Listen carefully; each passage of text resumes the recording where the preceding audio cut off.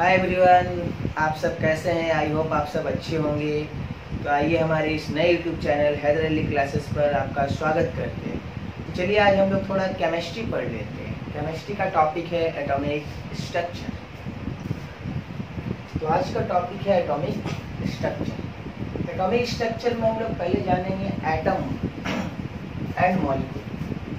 Atoms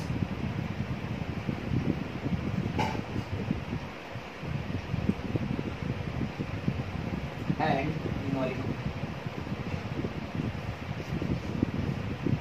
atoms and molecules.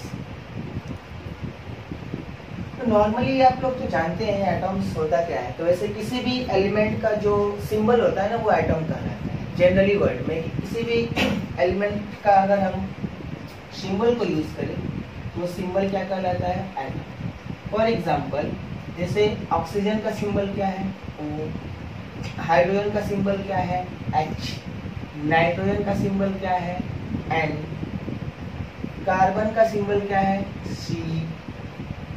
ये सब क्या कहलाएगा? एटम कहलाएगा। तो किसी भी एलिमेंट का जो सिंबल है वो क्या कहलाएगा? एटम। नॉर्मली इसको हम डिफाइन ऐसे कर सकते हैं, किसी तत्व का वो अति सूक्ष्म कण जो किसी रासायनिक प्रतिक्रिया में भाग लेता है परंतु स्वतंत्र अवस्था में नहीं पाया जाता है, वो कहलाता है हमारा एटम। एटम को जनरली हम लोग हिंदी में बोलते हैं परमाणु। क्या बोलते हैं? परमाणु। तो क्लियर हो ही गया होगा, किसी भी एलिमेंट का जो सिंबल होता है वो कहलाता है एटम, और किसी भी एलिमेंट का जो फार्मूला होता है वो कहलाता है मॉलिक्यूल।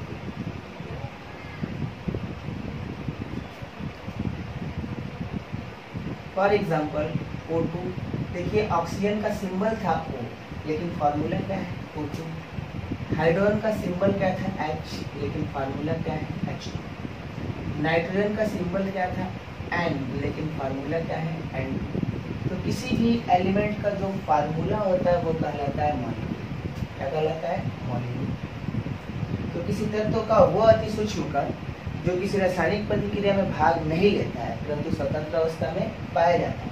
अब हम ऑक्सीजन को चेंज नहीं कर सकते, हाइड्रोजन को चेंज नहीं कर सकते, नाइट्रोजन को चेंज नहीं कर सकते, क्योंकि अब ये फार्मूला कन्वर्ट हो चुका है। लेकिन यहाँ पे क्या था? सिंबल था। तो सिंबल को हम कन्वर्ट करके फार्मूला बनाए, इस सिंबल को कन्वर्ट करके हम फार्मूला बनाए, इस सिंबल को हम कन्वर्ट करके फार्मूला बनाए। तो जनरली क्लियर हो गया होगा, किसी भी एलिमेंट का सिंबल एटम कहलाता है और किसी एलिमेंट का जो फार्मूला होता है वो मॉलिक्यूल कहलाता है। तो अगर आपसे पूछ दिया जाए एटम किसे कहते हैं, तो किसी तत्व का वह अति सूक्ष्म कण जो किसी रासायनिक प्रतिक्रिया में भाग लेता है परंतु स्वतंत्र अवस्था में नहीं पाया जाता है, वो कहलाता है एटम। एटम का खोज सर जॉन डाल्टन ने किया था। और मॉलिक्यूल क्या होता है? किसी तत्व का वो अति सूक्ष्म कण जो किसी रासायनिक प्रतिक्रिया में भाग नहीं लेता है परंतु स्वतंत्र अवस्था में पाया जाता है, वो मॉलिक्यूल कहलाता है। मॉलिक्यूल का खोज एवोगैड्रो ने किया था। किसने किया था? Avogadro.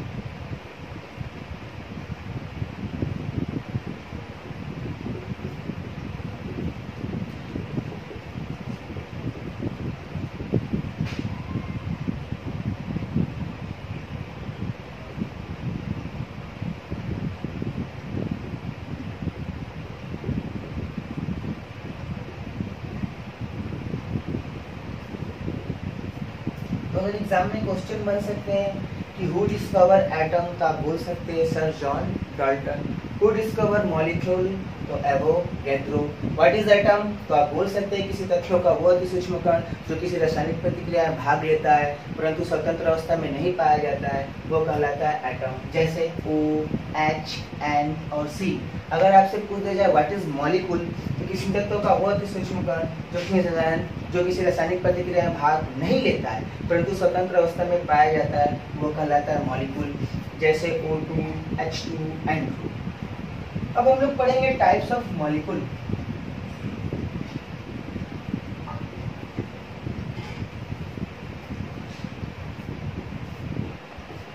Molecule there are two types, elementary molecule and compound molecule.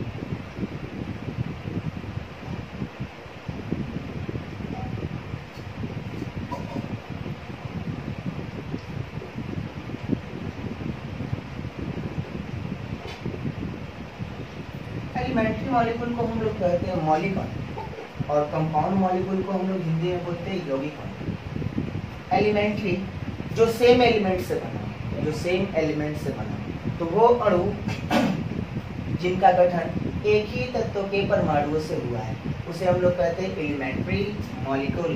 For example O2, H2, N2, Cl2, ये सब कहलाता है हमारा एलिमेंट्री मॉलिक्यूल, क्योंकि इसमें केवल एक ही एटम होता है। अगर ऑक्सीजन है तो ऑक्सीजन ही रहेगा, हाइड्रोजन है तो हाइड्रोजन ही रहेगा, नाइट्रोजन है तो नाइट्रोजन ही रहेगा, क्लोरीन है तो क्लोरीन ही रहेगा।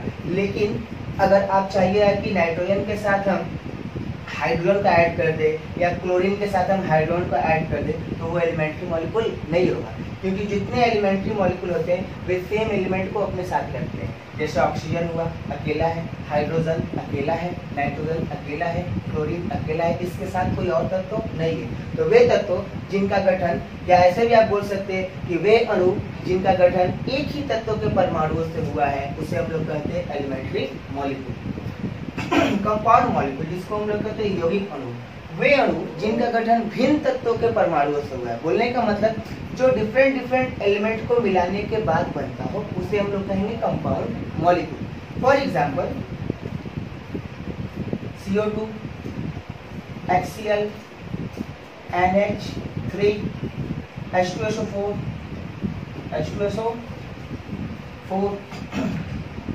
जैसे आप CO2 हो गया, HCl हो गया, NH3 हो गया, H2SO4 हो गया, CaCO3, calcium carbonate, CaCl2, calcium chloride. तो देखिए सारे डिफरेंट एलिमेंट है ना, तो जो डिफरेंट एलिमेंट को लेकर के बनते हैं वैसे मॉलिक्यूल को हम लोग कहेंगे कंपाउंड मॉलिक्यूल। यानी बोलने का मतलब क्या है कि वे अणु जिनका गठन भिन्न तत्वों के परमाणुओं से हुआ है उसे हम लोग कहते हैं कंपाउंड मॉलिक्यूल। जैसे CO2, HCl, NH3, H2SO4, CaCO3, CaCl2। तो आज के लिए इतना ही, अब मुलाकात होगी नेक्स्ट वीडियो में।